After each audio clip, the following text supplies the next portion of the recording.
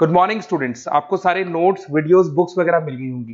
Basically थोड़ा सा मेरे बारे में बताता हूँ। मेरा नाम पुनीत है। एमबीए का क्लासेस लेता हूँ। 2006 से पढ़ा रहा हूँ। 20 इयर्स का मेरे को एक्सपीरियंस है। VGU, Poornima, JECRC, Arya, ILM, IRM, IPS business school सब में मैं जा रहा हूँ और एज अ गेस्ट फैकल्टी पढ़ा रहा हूँ। और इवनिंग में मेरा क्लासेस चलता है, ऑनलाइन ऑफलाइन रिकॉर्डेड, तीनों मोड पे क्लासेस चलता है। उसके अलावा एक टॉप कॉलेज है एमबीए का, आईएम अहमदाबाद, वहां मैं बच्चों को हर साल लेके जाता हूँ। मुंबई में एआई यूनिवर्सल, यहाँ पे गेस्ट पढ़ा रहा हूँ मैं। जेईसीआरसी में पढ़ा रहा हूँ, आर्या कॉलेज में पढ़ा रहा हूँ। इन कॉलेजेस में मैं पढ़ा रहा हूँ।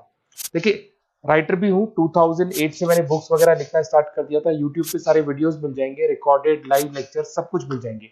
बस एक छोटा सा इंपॉर्टेंट डिस्कशन आप लोगों से करना था। एमबीए आप कहीं से भी करें, थोड़ा सा मेरे से आप डिस्कस करके अगर आप एमबीए ज्वाइन करते हैं तो आप थोड़ा सेफर मोड में रहेंगे। उसका रीजन बताता हूँ क्यों। क्योंकि मेरे को जो एक्सपीरियंस है ना 20 इयर्स का, एमबीए में प्लेसमेंट होगा कि नहीं होगा, कॉलेजेस कैसे पढ़ाते हैं, क्या उनका प्लेसमेंट स्ट्रक्चर है, क्या इंटरनल एक्सटर्नल इन्फॉर्मेशन है, मेन चीज अंदर क्या चल रहा है उनके। क्योंकि मैं तो रेगुलर कॉलेजेस में जा रहा हूँ तो मेरे को पता है कौन से कॉलेज में क्या चल रहा है। तो आप मेरे से थोड़ा सा एडवाइस लेके अगर आप एडमिशन लेते हैं तो थोड़ा सा सेफर जोन में रहेंगे।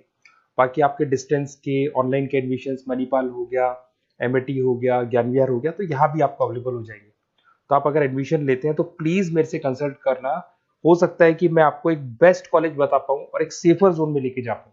क्योंकि एडमिशन लेने के बाद बच्चों को लगता है कि यार गलत जगह चले गए। Okay, best of luck. मेरा नंबर आपके पास है। साथ के साथ अगर आपको कोई और क्वेरी चाहिए तो मेरे को व्हाट्सअप करें या कॉल कर सकते हैं। Okay, best of luck. आज का विषय है वित्तीय जांच की दुनिया से। आप सोचिए, हम एक बहुत बड़ी कंपनी, मान लीजिए मेगा कॉर्प, उसकी बैलेंस शीट देख रहे हैं। उसमें बड़े बड़े आंकड़े हैं, सैकड़ों करोड़ की बिल्डिंग्स, मशीनरी, जमीन। लेकिन एक सवाल उठता है, हम इन पर भरोसा कैसे करें?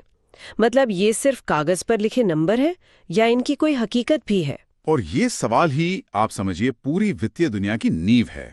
अगर इन नंबरों पर भरोसा ना हो तो ना कोई निवेश करेगा, ना कोई कर्ज देगा। सब कुछ एक तरह से ठहर जाएगा। भरोसा ही इस खेल का नाम है। को बनाने के लिए हमारे पास जो स्रोत हैं वो हमें दो बहुत ही दिलचस्प प्रक्रियाओं के बारे में बताते हैं। एक है संपत्ति का सत्यापन या वेरिफिकेशन ऑफ एसेट्स, और दूसरा है प्रमाणन, जिसे वाउचिंग कहते हैं। अब ये दोनों शब्द सुनने में थोड़े भारी लगते हैं, शायद एक जैसे भी, लेकिन इनके काम और मकसद में जमीन आसमान का फर्क है। तो चलिए आज इसी पर गहराई से बात करते हैं और समझते हैं कि ये क्या है और क्यों मेगाकॉर्प जैसी किसी भी कंपनी की असली सेहत जानने के लिए ये दोनों ही जरूरी हैं। ये एक बेहतरीन विषय है।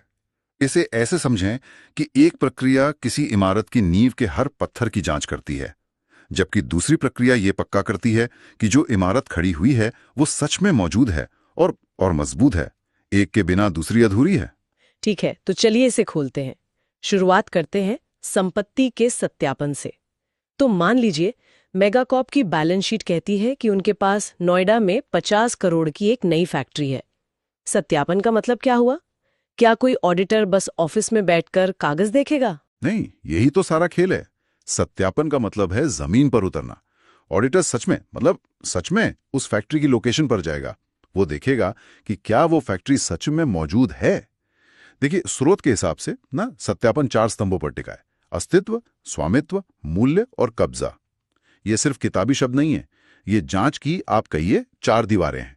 4 दीवारें, ये दिलचस्प है। चलिए पहली दीवार से शुरू करते हैं। अस्तित्व मतलब फैक्ट्री सच में होनी चाहिए, सिर्फ कागजों पर नहीं। बिल्कुल। ऐसा कई घोटालों में भी हुआ है जहां कंपनियां उन संपत्तियों को दिखा देती थीं जो कभी बनी नहीं। तो ऑडिटर का पहला काम है अपनी आंखों से देखना। फिर आती है दूसरी और शायद सबसे जरूरी दीवार, स्वामित्व। फैक्ट्री तो है, पर क्या वो मेगाकॉर्प की ही है? रुकिए, ये कैसा सवाल हुआ? मतलब अगर उनकी बैलेंस शीट में है तो जरूरी नहीं उनकी ही होगी ना? नहीं, बिल्कुल जरूरी नहीं। और यहीं पर आप समझिए एक आम पियाज है। हो सकता है फैक्ट्री किराए की हो, या हो सकता है उसे मेगाकॉर्प के ही किसी डायरेक्टर के रिश्तेदार की कंपनी ने बनाया हो और सिर्फ इस्तेमाल के लिए दिया हो। मैंने ऐसे मामले देखे हैं जहां कंपनियां अपनी बैलेंस शीट को मजबूत दिखाने के लिए ऐसी संपत्तियों को भी शामिल कर लेती हैं जिन पर उनका कानूनी हक होता ही नहीं। अगर ऑडिटर स्वामित्व के कागजात यानी रजिस्ट्री ना जांचे तो निवेशक एक ऐसी चीज की कीमत लगा रहे होंगे जो कंपनी की है ही नहीं। बाप रे, ये तो बहुत बड़ी गड़बड़ हो सकती है। तो अस्तित्व हो गया, स्वामित्व हो गया, अब तीसरी और चौथी दीवार क्या है? तीसरी है मूल्य। मान लीजिए फैक्ट्री सच में है और मेगाकॉर्प की ही है, लेकिन उसे बने हुए 10 साल हो गए हैं, मशीनें पुरानी पड़ गई हैं। क्या आज भी उसकी कीमत 50 करोड़ लगाना सही है? मूल्यांकन का मतलब है उसकी सही और मौजूदा कीमत का पता लगाना, जिसे हम वो डेप्रिसिएशन घटाकर निकालते हैं। और चौथी दीवार है कब्जा या भार। क्या उस फैक्ट्री पर कोई कर्ज तो नहीं है? क्या उसे बनाने के लिए जो लोन लिया गया था वो बैलेंस शीट में सही से दिखाया गया है? कहीं ऐसा तो नहीं कि फैक्ट्री किसी बैंक के पास गिरवी रखी हो और ये बात छुपाई जा रही हो? समझ गई। तो सत्यापन सिर्फ हाँ फैक्ट्री है कहना नहीं है, ये तो एक पूरी जासूसी है। इसका असली मकसद तो बड़ी बड़ी धोखाधड़ी को पकड़ना है, जहां कंपनियां हवा में ही करोड़ों की संपत्ति दिखाकर खुद को बहुत बड़ा साबित करने की कोशिश करती हैं। जासूसी एक बहुत अच्छा शब्द है, क्योंकि एक अच्छा जासूस सिर्फ ये नहीं देखता कि कहानी सच है, वो ये भी देखता है कि कहानी का कौन सा हिस्सा गायब है। सत्यापन भी यही करता है। इसके तरीके भी जासूसी जैसे ही हैं, जैसे गोदाम में जाकर सामान की गिनती करना, जिसे भौतिक जांच कहते हैं, जमीन के कागजात की जांच करना, या फिर सीधे कंपनी के बैंक को चिट्ठी लिखकर पूछना कि भाई 31 मार्च को इनके खाते में सच में कितना पैसा था। ये सब सबूत इकट्ठा करने जैसा है। ठीक है, तो सत्यापन साल के अंत में बड़ी तस्वीर को देखता है कि 31 मार्च को मेगाकॉर्प के पास असल में क्या क्या था। लेकिन उस 31 मार्च की तस्वीर तक पहुंचने के लिए तो पूरे साल में हजारों लाखों छोटे छोटे लेन देन हुए होंगे। उस फैक्ट्री में कंप्यूटर खरीदे गए होंगे, कर्मचारियों को सैलरी दी गई होगी, बिजली का बिल भरा गया होगा। इन सब का क्या? क्या हम बस मान लें कि वो सब सही ही हुए होंगे? बेहतरीन सवाल। और इसी सवाल का जवाब है हमारी दूसरी प्रक्रिया, प्रमाणन या वाउचिंग। अगर सत्यापन मंजिल की जांच है, तो प्रमाणन उस मंजिल तक जाने वाले रास्ते के हर एक कदम की जांच है। हर बड़ी तस्वीर छोटी छोटी रेखाओं से ही बनती है, और प्रमाणन उन्हीं रेखाओं की सत्यता की जांच है। तो अगर मेगाकॉर्प कहती है कि उन्होंने अपनी नई फैक्ट्री के लिए 50 लाख के कंप्यूटर खरीदे, तो प्रमाणन में क्या होगा? प्रमाणन में ऑडिटर उस 50 लाख की एंट्री को पकड़ेगा और कहेगा, इसका सबूत दिखाओ। तब कंपनी को उन कंप्यूटरों की खरीद का बिल यानी इनवॉइस दिखाना होगा।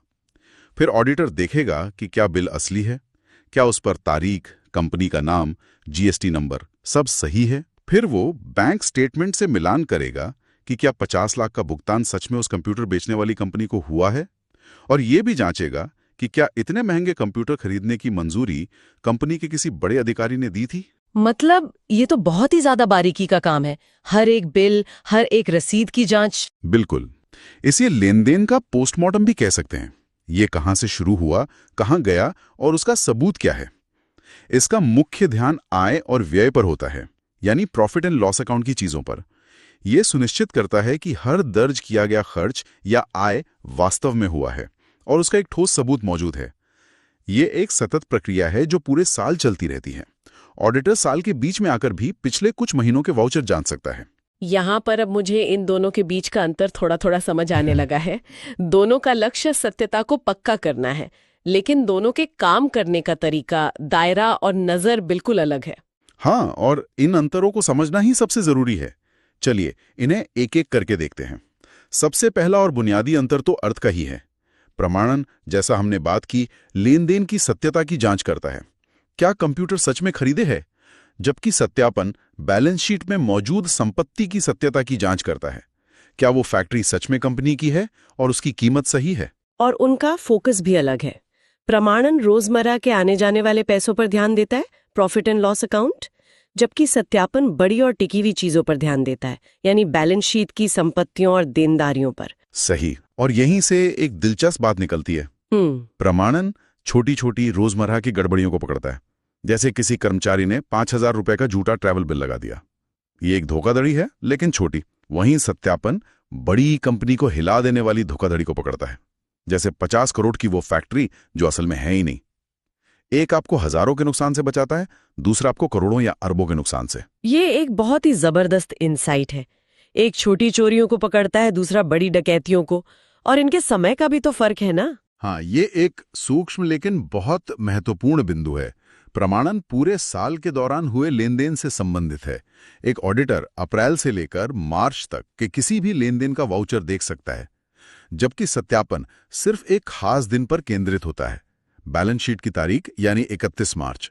ऑडिटर ये जांचता है कि ठीक 31 मार्च की रात को कंपनी के पास क्या-क्या था, 30 मार्च को क्या था या 1 अप्रैल को क्या होगा, इससे सत्यापन का सीधा संबंध नहीं है। और जाहिर है जब काम अलग है तो सबूत भी अलग अलग होंगे। प्रमाणन के लिए तो सब कुछ कागज पर है, बिल, रसीदें, वाउचर, लेकिन सत्यापन के लिए सिर्फ कागज काफी नहीं है। क्या ऑडिटर सिर्फ फैक्ट्री की रजिस्ट्री देखकर मान लेगा? नहीं, यही तो फर्क है। सत्यापन में कागज के साथ साथ वो भौतिक सबूत भी चाहिए। ऑडिटर को खुद जाकर फैक्ट्री देखनी होगी, उसे बैंक जैसे बाहरी स्रोतों से भी पुष्टि करनी होगी। यानी सत्यापन में सिर्फ कंपनी के दिए कागजों पर भरोसा नहीं किया जाता, बाहर से भी जानकारी जुटाई जाती है। और आखिर में उनकी प्रकृति का अंतर। प्रमाणन एक तरह से रूटीन काम है जो लगातार चलता रहता है, लेकिन सत्यापन साल के अंत में होने वाली एक बड़ी विश्लेषणात्मक जांच जैसा लगता है। आपने बिल्कुल सही पकड़ा। प्रमाणन एक प्रक्रिया है, जबकि सत्यापन एक परिणाम है। प्रमाणन ये सुनिश्चित करता है कि खाते बनाने की प्रक्रिया सही थी, और सत्यापन ये सुनिश्चित करता है कि उस प्रक्रिया से जो अंतिम परिणाम निकला वो भी सही है। तो इन सब का क्या मतलब है? अगर हम इसे एक सरल उदाहरण से समझें तो प्रमाणन ये जांचने जैसा है कि आपने केक बनाने के लिए सही मात्रा में मैदा, चीनी और अंडे खरीदें और आपके पास हर चीज की असली रसीद भी है। हाँ, और ये भी कि आपने जो रसीद दिखाई है वो सच में उसी दुकान की है, उसी तारीख की है, और आपने उस पैसे से केक का सामान ही खरीदा है, कुछ और नहीं। बिल्कुल। और सत्यापन ये जांचने जैसा है कि अंत में जो केक बनकर तैयार हुआ है वो सच में मेज पर मौजूद है, उसका वजन उतना ही है जितना बताया गया है, वो जला हुआ नहीं है, और सबसे जरूरी वो आपका ही है, किसी पड़ोसी का उठाकर तो नहीं ले आए। ये एक बेहतरीन एनालॉजी है। ये हमें सिखाती है कि किसी भी कंपनी की वित्तीय सेहत पर पूरी तरह भरोसा करने के लिए हमें दोनों स्तरों पर विश्वास की जरूरत है। अगर आपने केक बनाने की प्रक्रिया में गड़बड़ की, यानी प्रमाणन कमजोर है, तो शायद केक अच्छा ना बने। लेकिन अगर प्रक्रिया बिल्कुल सही थी पर अंत में केक ही गायब हो गया, यानी सत्यापन नहीं हुआ, तो भी सारी मेहनत बेकार है। ये भरोसे की एक अटूट श्रृंखला है। बीच की कोई भी कड़ी कमजोर हुई तो पूरी चेन टूट जाएगी। ये सब सुनकर एक दिलचस्प सवाल मन में आता है जिस पर हमारे श्रोता भी सोच सकते हैं। मान लीजिए किसी कंपनी का प्रमाणन यानी वाउचिंग सिस्टम इतना कमाल का है, इतना टेक्नोलॉजी से लैस है कि हर एक छोटा सा लेन देन भी 100% सही और सबूत के साथ दर्ज होता है। तो क्या ऐसी स्थिति में सत्यापन का महत्व थोड़ा कम हो जाता है, या फिर प्रक्रिया चाहे कितनी भी अच्छी क्यों ना हो, अंतिम परिणाम की भौतिक पुष्टि करना यानी उस केक को अपनी आंखों से देखना और चखना हमेशा ही उतना ही महत्वपूर्ण रहेगा?